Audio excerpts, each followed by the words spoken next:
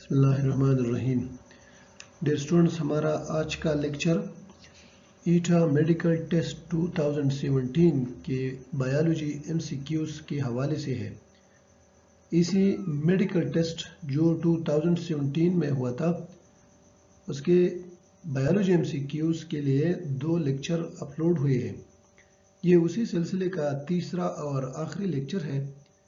गुज़िश्ता की तरह इस वीडियो में भी आपको हर एक क्वेश्चन का बुक रेफरेंस और उसका की बताया जाएगा। बुक रेफरेंस में हर एक क्वेश्चन का चैप्टर नेम और साथ साथ उसका टॉपिक नेम भी बताया जाता है, जो कि स्टूडेंट्स के लिए बहुत आसानी पैदा करता है। वो आसानी से समझ जाते हैं कि किस तरह एक चैप्टर से और उसके टॉपिक से क्वेश्चन तैयार किया जाता है। तो चले आज के लेक्चर का स्टार्ट लेते हैं। ये स्क्रीन पे स्टूडेंट्स जो सबसे पहला क्वेश्चन आपको नजर आ रहा है, ये है in mating between two individuals those are heterozygous for a recessive lethal allele. What genotypic ratio would you expect to observe in the offsprings? ये आप क्वेश्चन को देख लें तो इसमें क्या बताया गया है कि अगर 2 इंडिविजुअल ऐसे है जो कि क्या है हेट्रोजाइगस है, यहाँ पर आप नोट कर सकते हैं हेट्रोजाइगस, और उनके दरमियान आप मैटिंग यानी क्रॉस ले लें तो उसका जो जीनोटिपिक रेशो है वो क्या आएगा। ये मेंडल का लॉ ऑफ सेग्रीगेशन अगर आप देख ले, उसमें F1 ऑर्गेनिजम्स का एक दूसरे से मैटिंग जब होता है तो वही F1 इंडिविजुअल एक दूसरे के लिए क्या है हेट्रोजाइगस है। In heterozygous are those individual whose 2 alleles are not similar. One allele is dominant and another allele is recessive. तो इस तरह अगर आप मेल और फीमेल दोनों हो और दोनों हेट्रोजाइगस हो, उसके दरमियान क्रॉस ले लें तो उनका जो जीनोटिपिक रेशो है वो आएगा क्या किस तरह आएगा। ऑप्शन ए में है 1:1 आएगा, ऑप्शन बी में है 3:1:1 आएगा, ऑप्शन सी ये है 1:0 और डी है 0:1। तो ये क्रॉस अगर आपने इस तरह का किया हो 2 हेट्रोजाइगस इंडिविजुअल के दरमियान तो उनका जो जीनोटिपिक रेशो है वो आता है 1:1।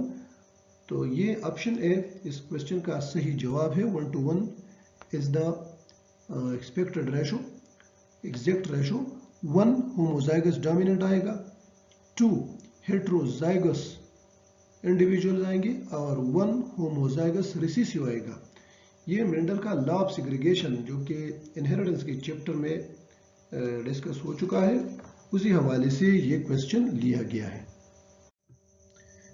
दूसरा क्वेश्चन जो स्क्रीन पे नजर आ रहा है, nervous system that prepare itself for fight और फ्लाइट। कि नर्वस सिस्टम जो जिसका काम क्या होता है इमरजेंसी सिचुएशन में बॉडी को फाइट और या फ्लाइट के लिए तैयार करना, यानी या तो लड़ो या भागो। इस तरह इमरजेंसी सिचुएशन में होता है कि कोई स्ट्रेस कंडीशन इमरजेंसी का सूरत आ जाए तो इंसान या तो उसी का मुकाबला करता है, उसी को पेश करता है, या उसी से राह फरार इख्तियार करता है, फ्लाइट कर जाता है। तो ऐसा कौन सा नर्वस सिस्टम है जो कि फाइट और फ्लाइट दोनों के लिए बॉडी को प्रिपेयर करता है। ऑप्शन ए में है पैरासिम्पथेटिक, बी में है सिंपथेटिक, सी में है सोमेटिक और डी में है peripheral. So the correct option for this question is option B, sympathetic nervous system prepare the body for fight or flight condition। ये क्वेश्चन सेकेंड ईयर बायोलॉजी से nerves coordination में जो कि नर्वस सिस्टम के जितनी types है वो discuss हो चुके हैं, नर्वस सिस्टम डिटेल में है, वहां से ये क्वेश्चन लिया गया है। This is another question. If a newborn baby possess carboxyhemoglobin instead of oxyhemoglobin, the condition may be। अगर एक न्यूबॉर्न बेबी है उसके बॉडी में ऑक्सीहेमोग्लोबिन की जगह कार्बोक्सीहेमोग्लोबिन ज्यादा होते हैं तो इसी कंडीशन को हम क्या कहते हैं। ऑप्शन ए में है एम्बोलिज्म, बी में है एथेरोस्क्लेरोसिस, सी है सियानोसिस और डी है आर्टेरियोस्क्लेरोसिस।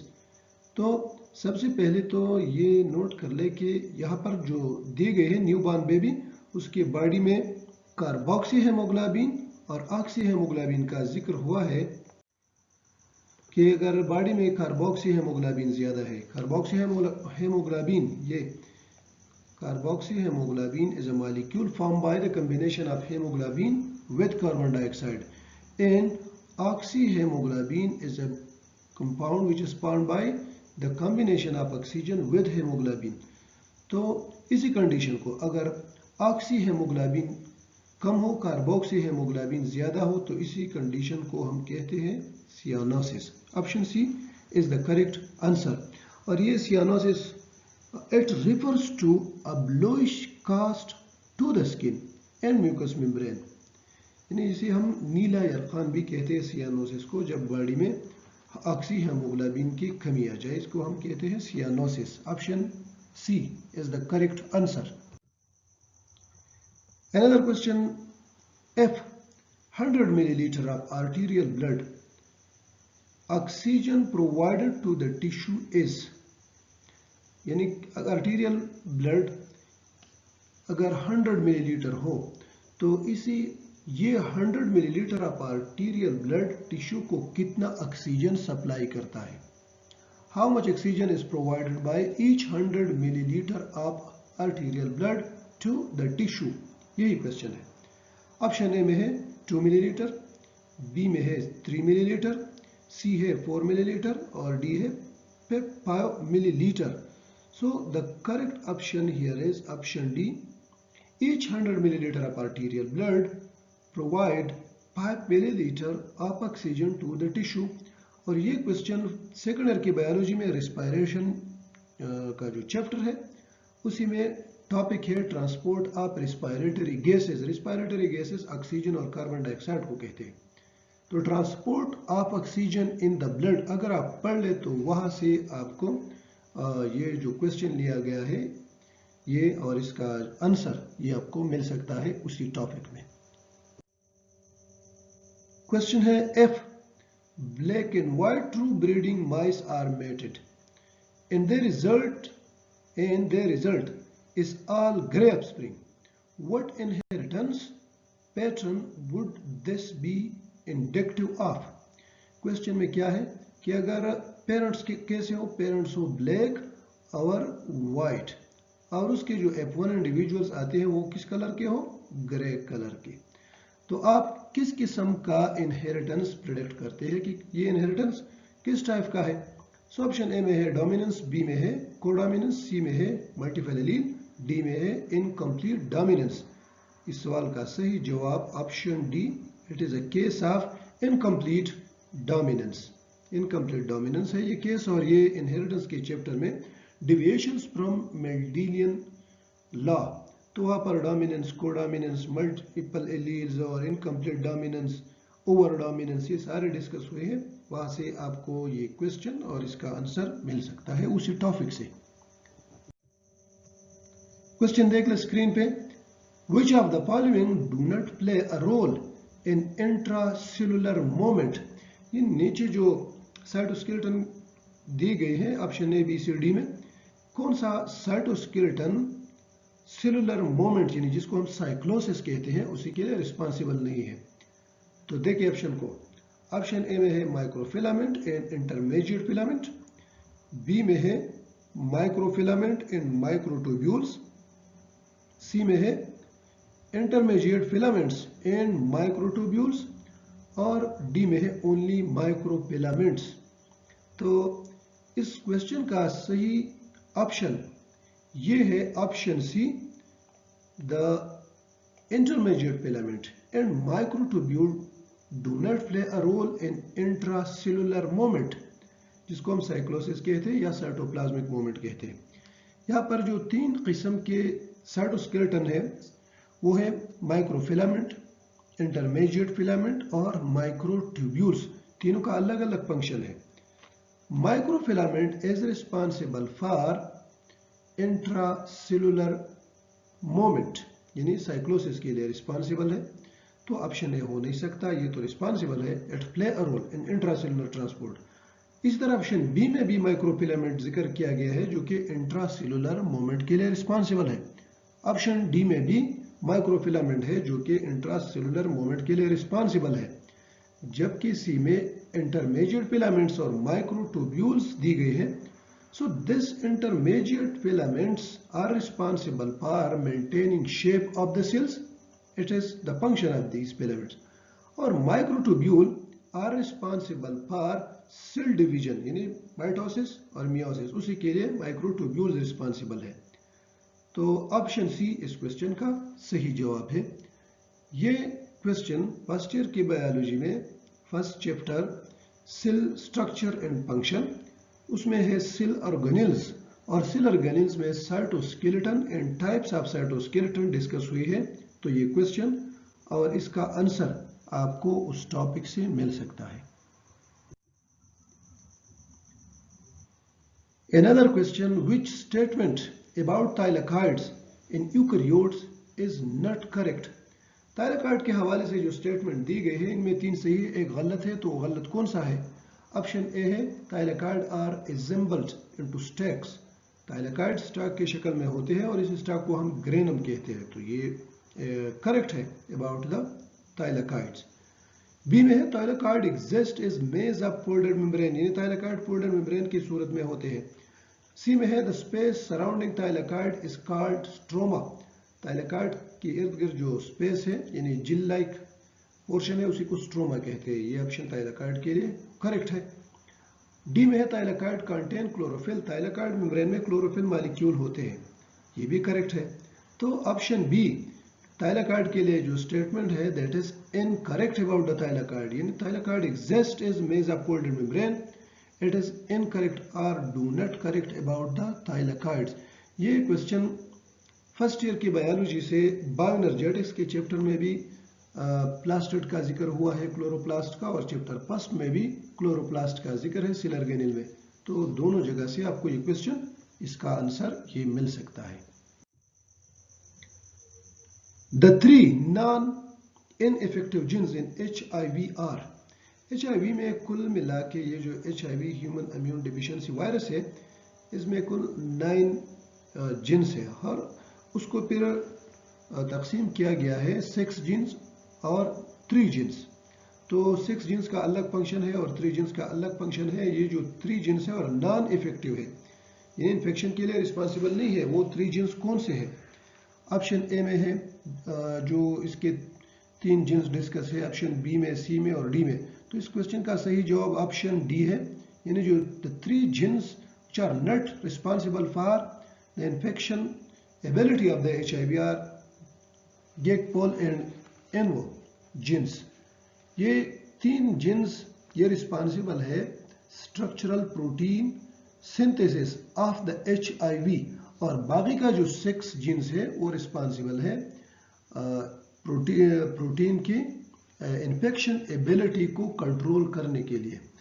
ये टॉपिक, ये जो क्वेश्चन है ये फर्स्ट ईयर की बायोलॉजी में चैप्टर 5 में HIV का डिटेल है और उसका लाइफ साइकिल, उसका स्ट्रक्चर डिस्कस हुआ है. वहाँ से ये क्वेश्चन मिल सकता है, इसका आंसर भी आपको वहाँ से मिल सकता है. लेकिन अभी जो कोर्स नया है उसी से जीन्स के हवाले से जो डिस्कशन थी वो टॉपिक इससे हटा दिया गया है. अलबत्ता ये पिछले वाले जो कोर्स थे 2020 से पहले उसमें इसका जिक्र था. Another question, macronutrients are. Macronutrients ये होते क्या है? Macronutrients are those nutrients which are required by the plants in larger quantity, और micronutrients are those which are required by the plants in small quantity. तो option A, B, C, D में जो nutrients दी गई है इनमें macronutrients कौन से हैं? ऑप्शन ए में है पोटाशियम, मैग्नीशियम, नाइट्रोजन और फास्फोरस. बी में है कॉपर, मैग्नीशियम, मैंगनीज और सल्फर. सी में है मैंगनीज, सल्फर, फास्फोरस और कॉपर. और डी में है मैग्नीशियम, मैंगनीज, कैल्शियम और फास्फोरस. तो इस क्वेश्चन का सही जवाब है option A. Macronutrients are potassium, magnesium, nitrogen और फास्फोरस. बाकी ऑप्शन में अगर आप देख ले तो ऑप्शन बी में मैंगनीज और कॉपर ये माइक्रोन्यूट्रिएंट्स है. इस तरह ऑप्शन सी में मैंगनीज और कॉपर ये माइक्रोन्यूट्रिएंट्स है और ऑप्शन डी में मैंगनीज ये माइक्रोन्यूट्रिएंट है. ऑप्शन ए के सारे न्यूट्रिएंट मैक्रोन्यूट्रिएंट्स है. ये क्वेश्चन फर्स्ट ईयर की बायोलॉजी में chapter 10 form and function in plants, वहाँ पर न्यूट्रंट्स और उसी का जो रोल है प्लांट में वो डिस्कस हुआ है। मैक्रो माइक्रो न्यूट्रंट्स भी डिस्कस किए गए हैं। वहाँ से आपको एक क्वेश्चन इसका जवाब मिल सकता है। क्वेश्चन जो स्क्रीन पे नजर आ रहा है, which of the following vaccine has least side effect. Question में क्या दिया गया है कि कौन से ऐसे वैक्सीन है जिसका असर साइड इफेक्ट बहुत ही कम हो। ऑप्शन ए में है एटेन्यूएटेड वैक्सीन, बी में है किल्ड वैक्सीन, सी में है सब यूनिट वैक्सीन और डी में है टॉक्साइड वैक्सीन। तो जो चारों ऑप्शन है इसमें इस सवाल का सही जवाब है option C, sub unit vaccine are the vaccine which has least side effects. और ये क्वेश्चन सेकंड ईयर के बायोलॉजी में बायोलॉजी एंड ह्यूमन वेलफेयर सबसे आखिर का जो चैप्टर है वहां से ये क्वेश्चन लिया गया है। वैक्सीनेशन वहां पर टॉपिक है और फिर वैक्सीन के टाइप्स डिस्कस हुई है, तो ये क्वेश्चन और इसका आंसर वहां से आपको मिल सकता है। लास्ट क्वेश्चन है इस लेक्चर का, sphagnum. Sphagnum is also called as sphagnum bryophyte है, मसाई क्लास से ताल्लुक रखता है और फर्स्ट ईयर की बायोलॉजी में चैप्टर किंगडम प्लांटाई वहां से ब्रायोफाइट के जो क्लासिफिकेशन डिस्कस हुई है और फिर एंड में ब्रायोफाइट इंपॉर्टेंस ऑफ ब्रायोफाइट्स का टॉपिक है, तो स्पेगनम का जिक्र हुआ है उसमें। Sphagnum is also called, sphagnum को हम और दूसरा क्या नाम देते हैं, स्पिनोप्सिडा, बी में है पिट मॉस, सी में है क्लब मॉस और डी में है मेडन हेयर फर्न्स। तो सही जवाब इसका है sphagnum is also called peat moss, इसको हम पिट मॉस भी कहते हैं। और ये इस हवाले से है कि स्पेगनम जो कि अगर फ्रेश हालत में हो तो ये पैकिंग मटेरियल के तौर पर भी इस्तेमाल होता है, हॉर्टिकल्चरिस्ट इसको इस्तेमाल करते हैं। और remains of this moss become peat which is used extensively as a fuel.